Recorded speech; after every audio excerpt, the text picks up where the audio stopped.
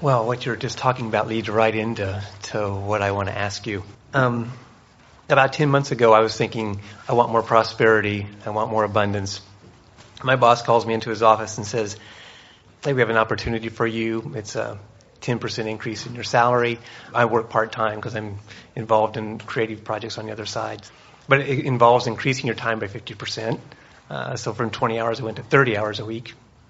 I said, okay, but I would like to work 3 days a week, 10 hours a day so I'd have more time to myself. And he said, fine. So, and I kind of knew at the beginning that the job they were asking me to handle, a lot more responsibility, would take, actually they needed a salary person to work 60 or 70 hours a week to do this. But I thought, wow, well, it's prosperous. I'm going to, have more money. So during that whole time, I worked really hard and tried to get done, ended up getting like the 35, 36 hours a week. And then right now it's to a point where that's not working. And so I realized that when I looked at myself, I saw, and you were just saying your dominant thought plays out in anything, and I'm thinking prosperity, that it was that Protestant work ethic I've had and drilled into me ever since I was a child. And so I thought, well, for more prosperity, I need to work harder, I need to struggle, I need to do this. I want to change that So it's logical that would be the crack of least resistance through which your abundance would come. Correct. Now let's talk about this just for a moment, and then we'll move on to where you want to be. But we really want to explain this in a way that you can hear it clearly. So when you're asking for something from the place of not having it, the vibration of not having it is the dominant vibration. So you launch this desire, and through the crack of least resistance, the desire is answered. When you think about how you were raised and what vibrations were taught to you, what thoughts were taught to you, then those are within you whether you are consciously aware that they are within you or not. So then when someone offers you an opportunity, that opportunity is offered because that's the vibration that is allowing it. In other words, there are other opportunities that the universe is lining up for you that you are not quite yet a vibrational match to. That's why we say through the crack of least resistance, your life can unfold as wonderfully as any of you are now able vibrationally to allow it to be. Are you hearing this? And what you're saying is, I am only able to allow the wonderfulness of my life to come to me to the degree to which I've practiced it through my upbringing. And my upbringing said, have to work hard in order to allow it. So as long as I'm working hard, then I can allow it. It's all a vibrational match. And now you say, well, I want to change that. And so what we want you to hear is that the changing it is not going back and reworking those work ethics. The changing it is just 30 seconds at a time being in a place where you feel good. Being in a place where you feel good. Being in a place where you feel good. In other words, you don't have to go back and address those issues. Oh, this is so exciting as you're beginning to get the sense of this. As you move through life experience without knowing it, you acclimated to the pool of vibration that was going on around you.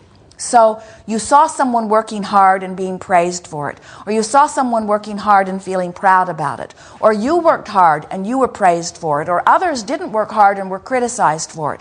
So little by little, one creative workshop at a time, one visualization at a time, one virtual reality at a time, although you didn't know that's what was happening.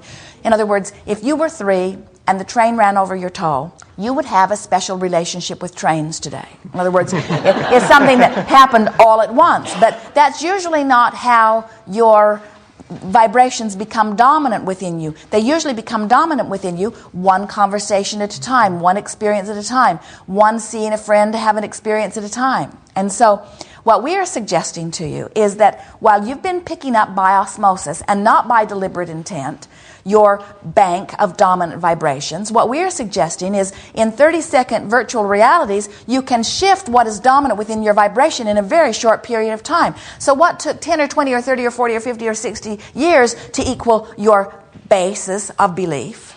You hear that? A basis of belief is just my bank of vibrations. It's just the vibrations I've learned. It's just the way I've learned to feel about things, the way I feel about things.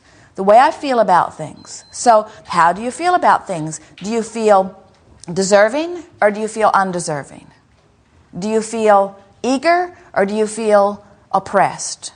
Do you feel inspired or do you feel motivated? They're not the same. Inspired is coming from within. Motivated is somebody prodding you from behind. Do you feel exhilarated or do you feel tired? Do you feel worthy or do you feel unworthy? Do you feel, it's good, feeling a lot of response from you all. Stay with us just for a moment. This can be of value. So we're talking about how meaning you, how my life has touched me as I've been moving through. We're talking about what you picked up at home, at school, in church, in the community, at work, that all now equals the sum total of my vibrational point of being. What's my vibrational basis? How do I feel? When I think about world travel, do I feel eager or afraid? When I think about getting on an airplane, do I feel eager or afraid? When I think about what's happening with Pakistan and India, do I feel like it's a non-issue or is it an issue? Do I feel enlivened or frightened? When I think about the economy, do I feel optimistic or pessimistic? What you've come to is within you. It's within you. And everything that's playing out in your experience is playing out because of what you've come to. As we said as we began here today, what you've come to in many cases serves you. Esther, who is very good at receiving our blocks of thought and finding physical word equivalent, is catching herself translating other blocks of thought. In other words, she's become a sort of psychic fiend. And she'll catch a glimpse of something as she's watched a piece on television that's activated in her vibration. And she can feel when they're speaking what they believe to be true and when they're speaking something that they know is not true. In other words, she can feel the vibration of it. So the other day she said to us, after hearing a very clear pronouncement across the television, she said, "Abraham, that's just not true, and they know it." And we said to her, "Which thought serves you best, Esther? Giving them the benefit of the doubt or insisting that they tell the truth when they're not willing to do it?" And Esther could feel the difference in her vibration. Forever, physical humans are saying, "Give me the truth, give me the truth." And we say, there are all kinds of truths. Choose the truths that serve you. Now, there are a lot of people that would feel great discomfort with that. But the thing that we want you to hear about it is, there is a truth of cancer and there is a truth of wellness. Which truth serves you? You can activate either of them within you and make it your truth. Truths are created. They aren't static. They aren't conditions that exist that then it is your obligation to identify and catalog. You are the creator of your truths, and what you are living is your truth, you see. So, as you look out and you see government conspiracy, and you feel how uncomfortable it makes you feel, our only question is, how does that serve you? Does that serve you in a way that allows you to connect with source energy? And then you say, but shouldn't we know the truth? And we say, you should create the truth. You get to choose. So, is it appropriate to work hard? Certainly it is. Is it appropriate to thrive without working hard? Certainly it is. You have to decide which you want to do. If you feel uncomfortable by thriving and not working hard, then you better work hard in order to bring yourself into alignment. You see, there's no right or wrong in it, but it is necessary that you be in alignment. I have many questions. I was introduced to Abraham a few months ago, but I'll confine my questions to one more. It was also said that Abraham was what we call religion, and I would make a distinction between that and religiosity. And I guess my question is, those teachers that established these religions with a capital T, what were they thinking? Well, for the most part, they are well-meaning in nature. Well, I'm sure of that. You have something specific you want to talk about? Well, yes, war in general. I mean, most wars have been fought over religion. So your question is? These teachers, were they able to see the outcome of what it was that they were creating, and what were they thinking? Now, this is not always true, but this is what goes wrong with most of that. Almost every law or every rule that comes about from an awareness that something is not wanted, and it is a futile attempt at deactivating. It's a futile attempt at making something unwanted go away. You see, most people are not in this moment aware that as they offer a vibration, they have a feeling response. Most people are not aware that their emotions are responses to what they are thinking. Most people are not aware that the vibration that they offer is their point of attraction, and that they are therefore the creator of their own experience. If they were, then they would all feel better. They would feel more powerful. But when they see one thing, they feel very good, and so they say, I want more of that, please. And when they see that, they feel bad, so they say, I want less of that.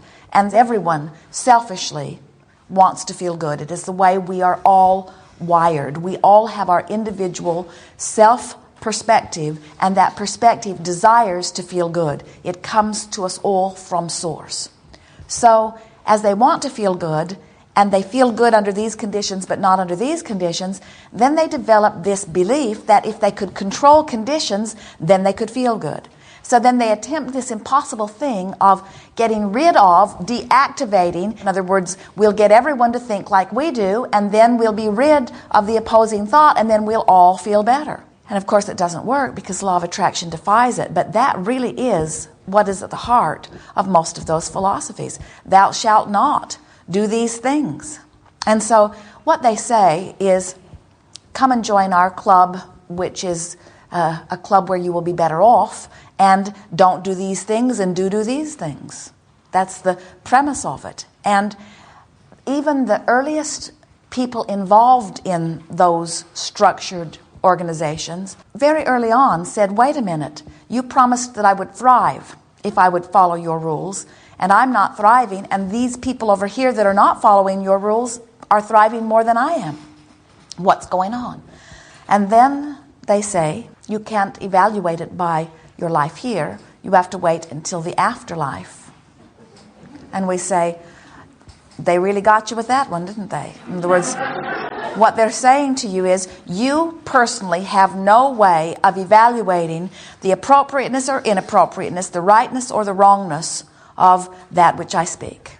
And so you pretty much just have to take on faith that this is right. And we say, you were born with guidance that lets you know in every microsecond whether you are in alignment with well-being or not, you see. So you say, what were they thinking? Some of them were thinking, this will be a good way for me to find power. Some of them were thinking, I'm really wanting to help these people, and this is the best way I know. Some of them were thinking, this isn't working, maybe this will. And most of them were not thinking.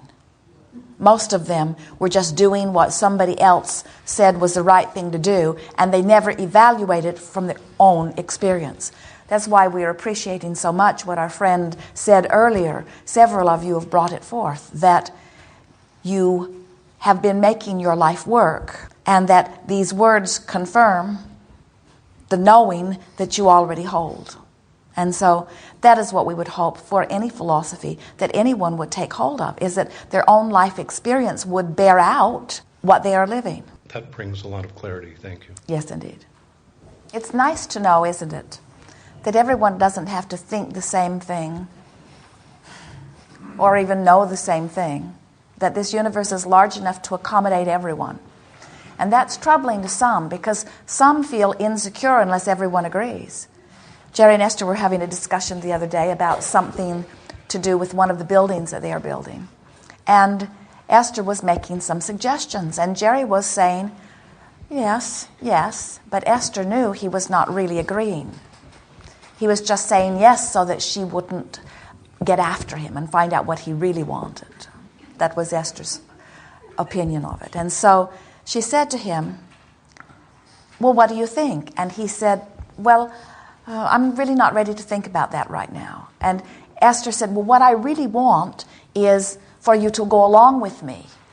And he said, okay, I'll go along with you. And then Esther said, well, that isn't what I really want, because that didn't feel good either. She said, what I really want is for you to want exactly what I want. That's what I really want. And we think that that's what many of you think you really want. You want others to want what you want. And we want it not to matter what they want. We want it not to matter to you what others want. We want it only to matter to you what you want, and that you are in alignment with what you want. Yes.